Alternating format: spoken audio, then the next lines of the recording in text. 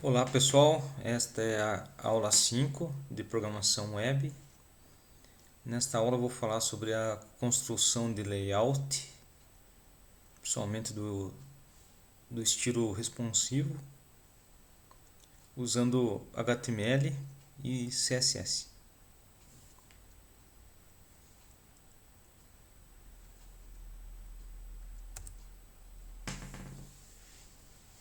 Então, como que era realizado a construção do layout antes do HTML5? A gente dividia a tela usando o elemento div, então fazia as repartições. Aqui a gente pode visualizar os diversos elementos aqui.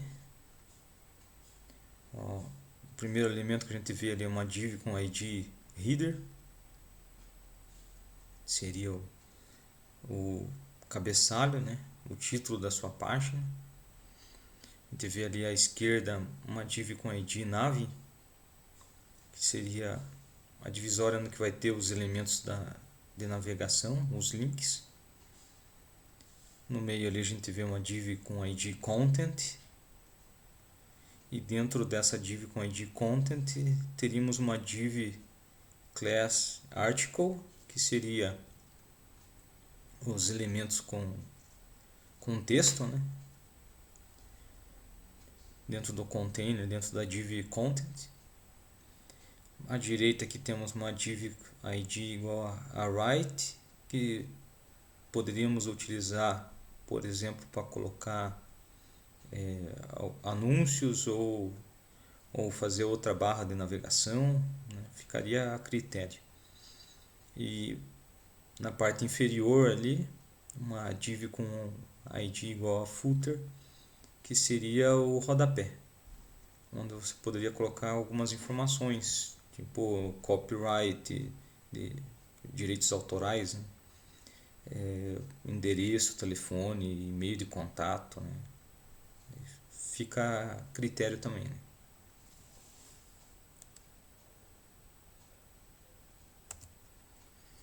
Então, no HTML5, tudo isso mudou, né? Ó, a gente vê que, através desse desenho, a gente vê que as divs todas viraram elementos próprios do HTML5. Então, não tenho mais uma div com ID igual a header. Eu tenho o elemento header, que vai definir o cabeçalho do meu site. Então, não tenho mais uma div com ID igual a nave. Eu tenho o elemento nave, que vai definir os links, né? Onde eu vou colocar, vai ser o container onde eu vou colocar os meus links de navegação. E assim é para os outros elementos, né? Então eu tenho ali um container, uma divisória chamada section, e dentro dessa section eu posso ter vários articles, vários elementos que vão ter conteúdos, né?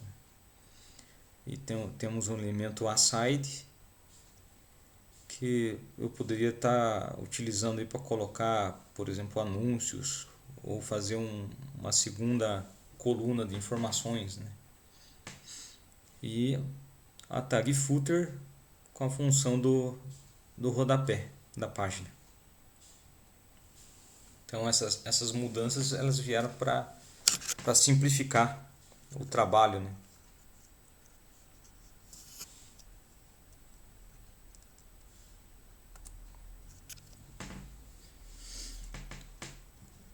Então aqui eu estou colocando aqui uma definição formal sobre cada elemento, né, do HTML5. O header ali define o cabeçalho por elemento seção, nave, container para os links, section, uma seção do documento, article, um artigo independente, aside um conteúdo, a barra lateral, e o footer para definir um rodapé para o documento ou seção.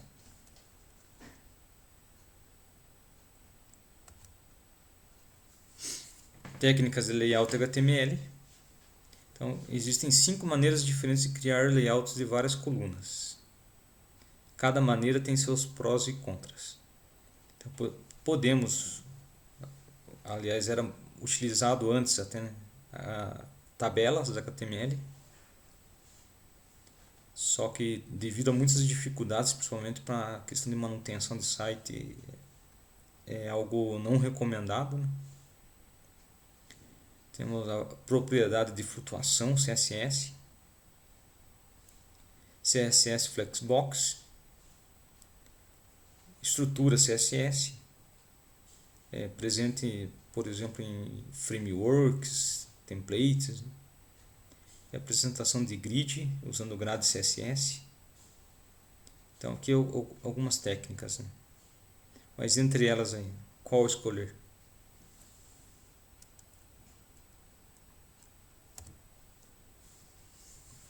Então, tabelas HTML, né? O elemento table não foi projetado para ser uma ferramenta de layout. Como a gente viu em uma aula anterior aí sobre tabela, a gente viu que é apenas para você poder apresentar os dados, né, de forma organizada no teu site. Então, o objetivo do elemento table é exibir dados tabulares. Então, portanto, não use tabelas para o layout da sua página. Eles vão trazer uma bagunça, uma desorganização para o seu código e vai se tornar difícil, né, redesenhar o site depois de alguns meses. Então, a questão da manutenção, né, o custo de manutenção vai ser alto. Então, dica: não use tabelas para o layout da sua página.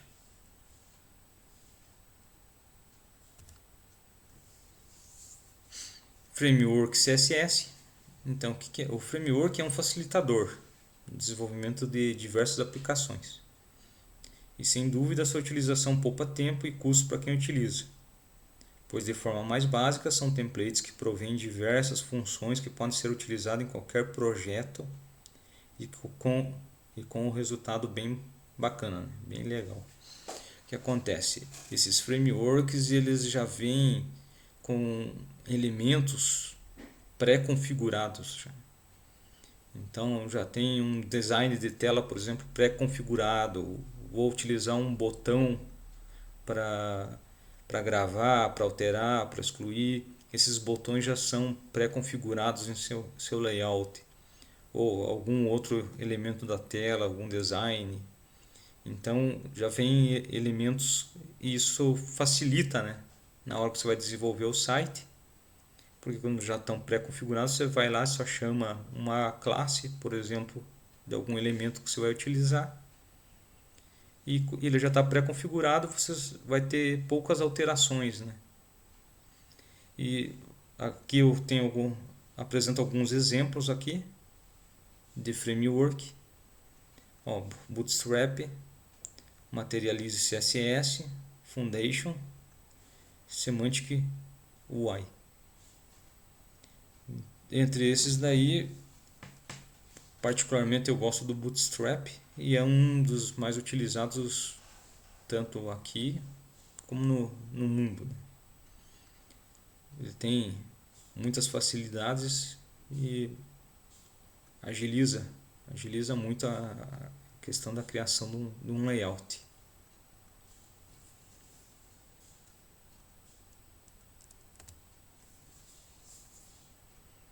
Flutuadores CSS.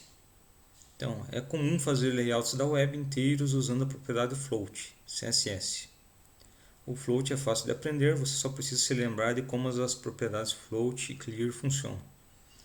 Então, é uma técnica de você flutuar, né, os elementos para uma melhor organização. Então, flutuar elementos para a esquerda, para a direita, centralizado. Então, seria uma das técnicas de criação de layout, né? Então, uma desvantagem: os elementos flutuantes estão vinculados ao fluxo do documento, o que pode prejudicar a flexibilidade. Então, dependendo do navegador, do dispositivo que você usar, pode ser que não fique, não se adapte muito bem a questão de flexibilização dos elementos na tela, ou como vai ser apresentado, né, os conteúdos na tela.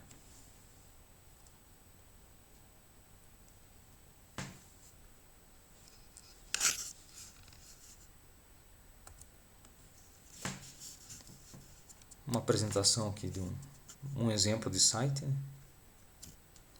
Olha lá, podemos ver ali o cabeçalho, parte de navegação, parte de conteúdo e o rodapé.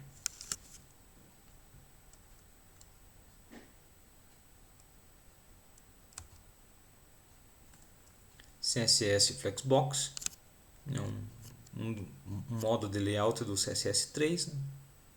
Então, o uso do Flexbox garante que os elementos se comportem previsivelmente quando o layout da página deve acomodar diferentes tamanhos de tela e diferentes dispositivos de exibição. Então, isso é o que a gente chama de layout responsivo, né? O layout responsivo quer dizer que o meu site ele vai se adaptar, né, ao tamanho da tela em diferentes dispositivos.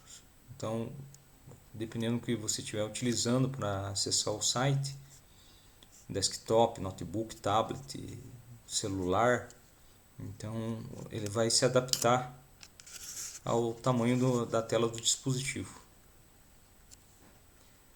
A desvantagem: não funciona no Internet Explorer 10 e versões anteriores.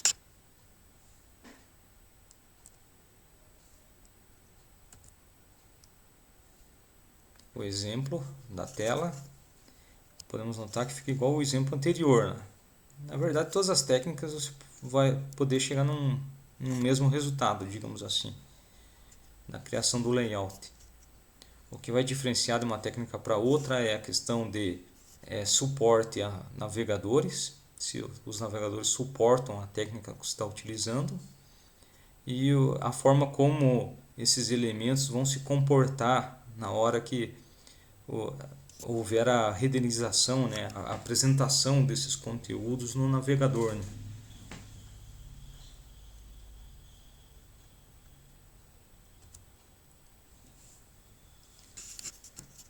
Visualização em grade, CSS. Então, o CSS Grid Layout Module oferece um sistema de layout baseado em grade, com linhas e colunas, facilitando o design de páginas da web sem a necessidade de usar flutuadores e posicionamento. Então, essa seria uma forma de dividir a tela do navegador em colunas, em linhas de igual comprimento e preencher essas linhas e colunas com conteúdo para tornar uma visualização mais adequada, né? Isso funciona muito bem com a questão de dispositivos menores, né? Como um tablet, por exemplo, de 7 polegadas, ou um celular mesmo. Então, a desvantagem desse tipo de técnica é que ele não funciona no Internet Explorer e nem no Edge, que é a outra versão do navegador do Internet Explorer, né? O Edge 15 e versões anteriores.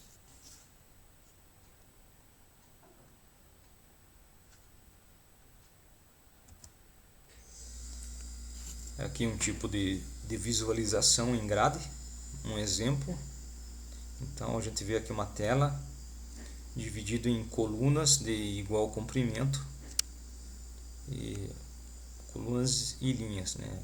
Aqui os desenhos aqui estariam representando conteúdos, né?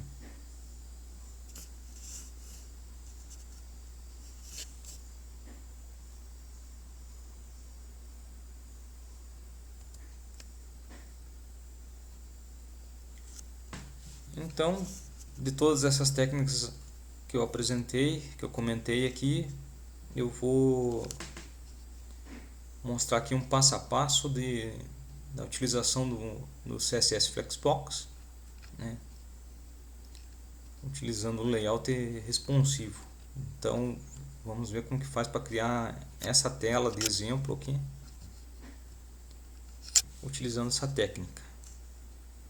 Então a gente vê aqui que tem o cabeçalho, a barra de navegação do lado esquerdo, do lado direito a apresentação do conteúdo e na parte inferior aqui o rodapé, né? O footer.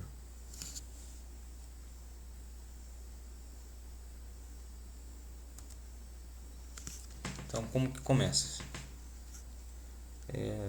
Temos ali o doctype, o HTML, o cabeçalho, o header.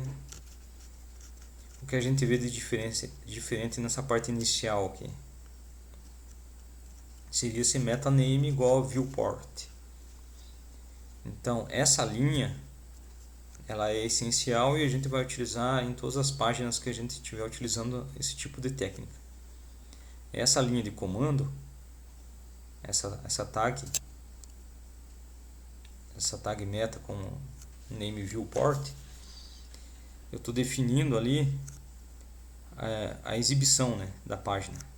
Vai definir a janela de exibição da página, que fornecerá ao navegador instruções de como controlar as dimensões e a escala da página. Então, aqui eu estou apresentando como que fica sem utilizar a meta tag viewport. Do lado esquerdo aqui a gente percebe uma imagem reduzida, um texto que não está se adaptando ao dispositivo, ou seja, não está com um padrão responsivo, né? Já para o lado direito aqui a gente percebe que a imagem ela se adaptou ao tamanho do dispositivo e o texto também. Então aí é a diferença, né, entre utilizar a tag viewport e não utilizar.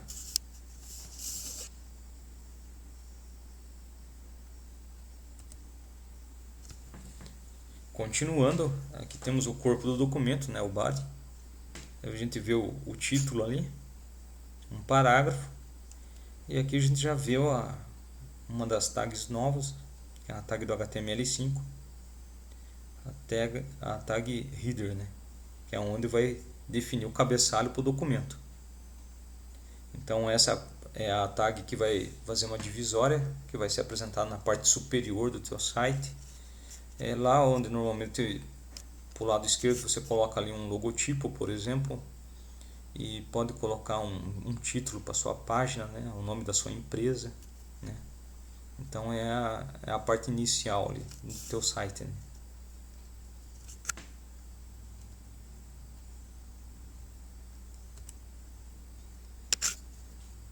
Então, logo em seguida aqui temos o section.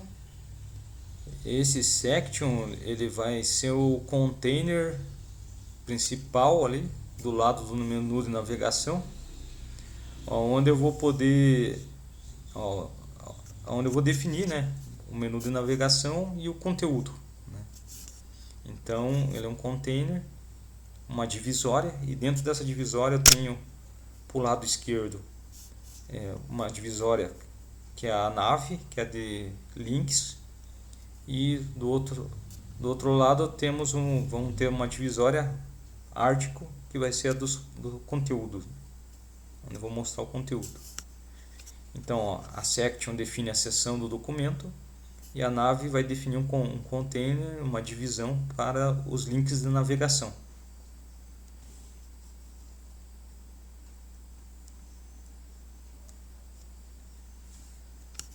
Então, como eu falei anteriormente, temos a tag article aqui.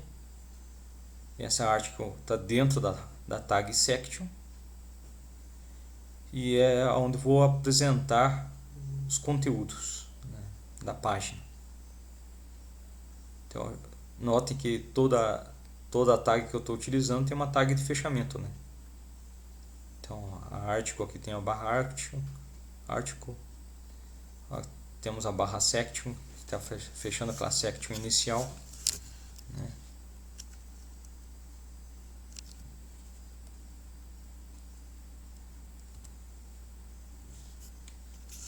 E fechando essa parte aqui do HTML, temos a tag footer, que vai definir o rodapé.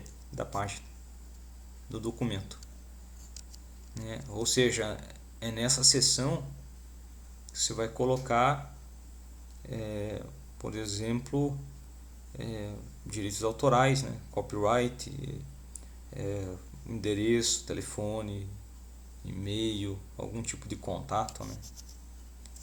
A parte inferior, né, do documento, do site, né? Então, aí fechamos o corpo do documento, fechando o HTML.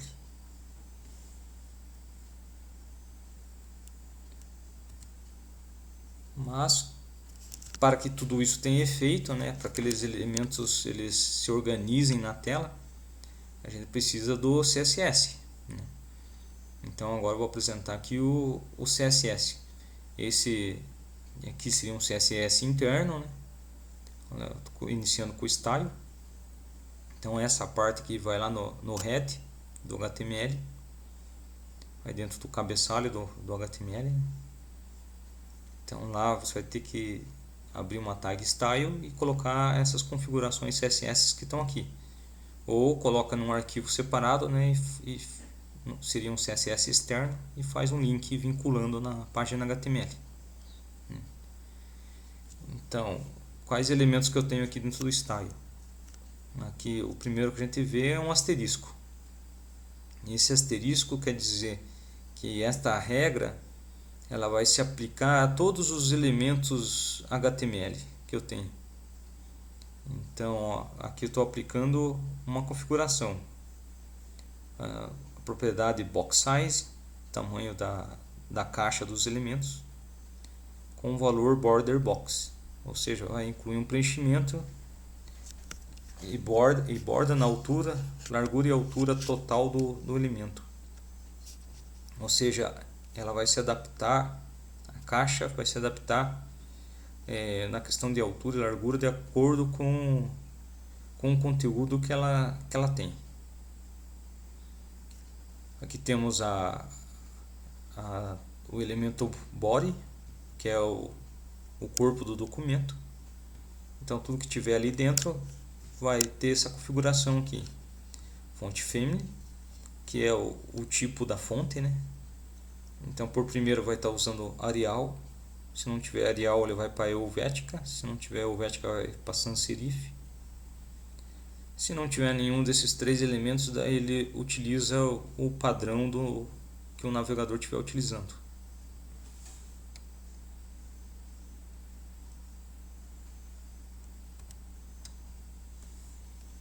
Aqui temos o estilo da primeira tag, da header, que é a primeira divisória, né? A divisória do cabeçalho.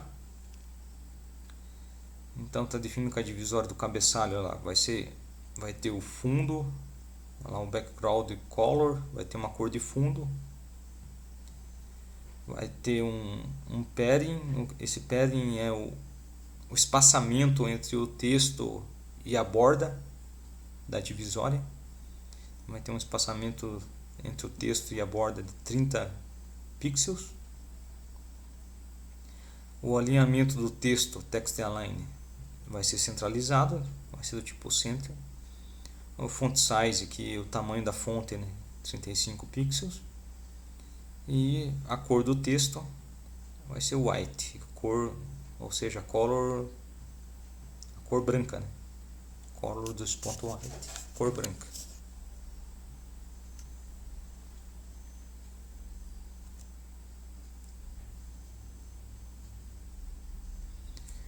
Aqui temos o container section. Esse section está utilizando aqui tem uma propriedade chamada display. Então a gente percebe ali que o primeiro valor que tem para display é aquele valor WebKit, tá assim o flex. Então o WebKit é um motor de renderização que os navegadores utilizam. Seria a aplicação, seria o modo como o navegador ele vai apresentar os elementos e o conteúdo do seu documento, né? Do seu documento HTML, do seu site. Então WebKit Flex, Display Flex, ou seja, ele vai tornar flexível esses elementos, né? E ele vai se adaptar ao navegador. Os elementos os elementos dentro dessa section vão se adaptar a ele. Então, e aqui logo em seguida a gente tem o estilo do menu de navegação. Ó, a gente vê de novo aquele motor de renderização WebKit Flex. MS Flex seria para os navegadores da Microsoft. O WebKit Flex seria mais utilizado por exemplo, no Google Chrome, no navegador Safari. E o Flex, só a propriedade Flex ali seria o padrão para outros tipos de navegadores. Né? Temos aqui o fundo e temos o espaçamento, né? Entre as bordas do elemento. Então o padding de 20 pixels.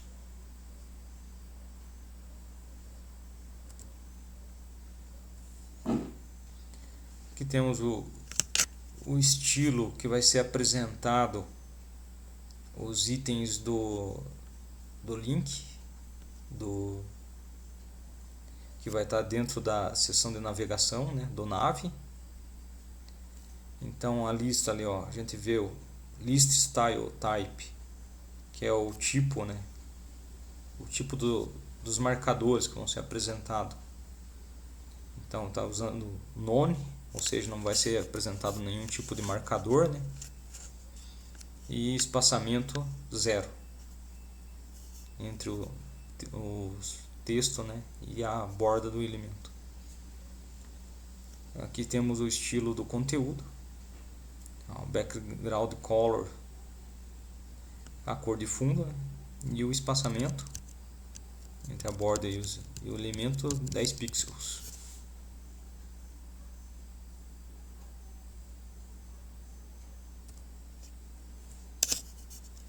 Aqui temos o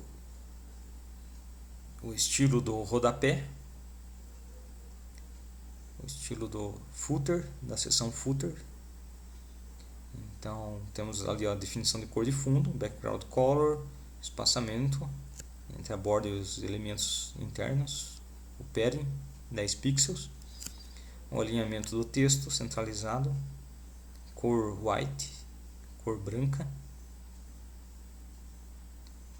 E assim termina a configuração de todos os elementos da página.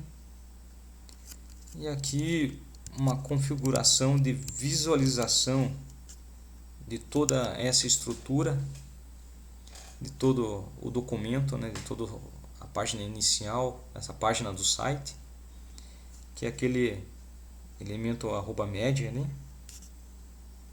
que vai ser verificado o tamanho, a largura do dispositivo, por isso que tem aquela propriedade ali max width 2.600 pixels, ou seja, vai ser verificado se o elemento, o dispositivo que eu estou acessando, né, meu documento, ele tem uma largura de até 600 pixels.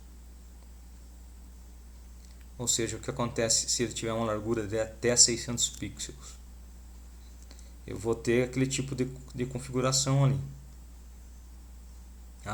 Estou configurando ali a section e estou avisando o motor de renderização, o modo como vai ser apresentado as informações. Ele está seguindo o valor coluna, ou seja, vai ser apresentado em uma grid, né, em forma de colunas. Que, até como eu citei no início, quando estava falando da grid, é o melhor modo de visualização para dispositivos menores, né? Então, como o dispositivo aqui eu estou querendo verificar em dispositivos com até largura de até 600 pixels, estou falando de dispositivos menores, né? Um tablet de 7 polegadas ou um celular, né? Então, o melhor tipo de visualização aqui seria em colunas. Nisso termina o style, né? Aqui já tem toda a configuração do estilo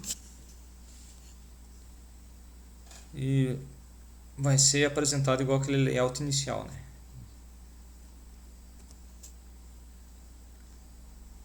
Que seria esse layout aqui, né? O cabeçalho,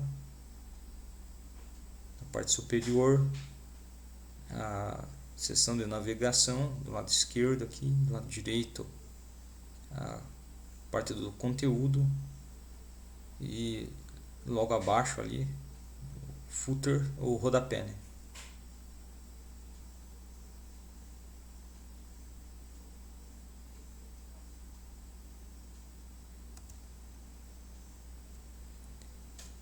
Então aqui eu termino essa aula 5. Qualquer dúvida pode ser mandado para o meu e-mail. Obrigado pela atenção de todos e até a próxima aula.